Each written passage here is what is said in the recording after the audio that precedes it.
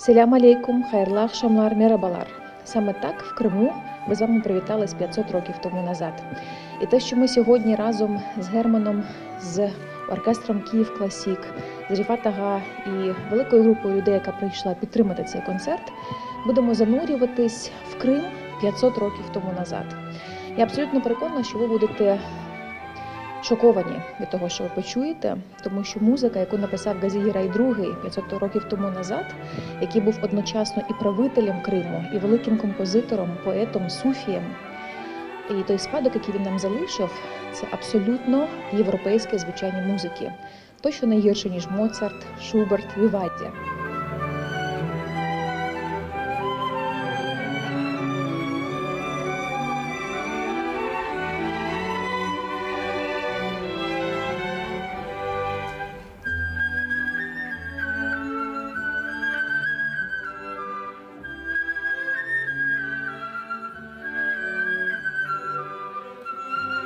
ЮНЕСКО зіграла велику роль для того, щоб цей проєкт відбувся.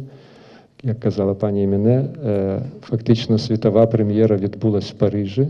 Велика шана і подяка всім вам, хто підтримали цей проєкт, повірили в нього.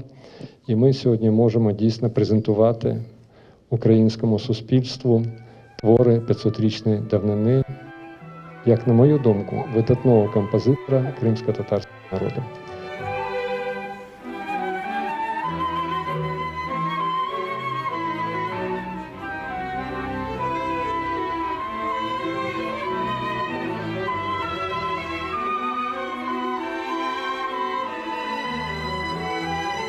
Такий дуже складний час випробувань ми зараз просто розкриваємо і для України, українського суспільства, кожний для себе і для світу Крим. Крим, який поки що захоплений росіянами, він окупований, але ми займаємося по різних сферах і нібито вичищаємо той Крим. Я впевнений, що саме і ця музика, і я дуже в це вірю, що саме і Герман, і його колектив, це буде один із перших концертів у звільненому Криму.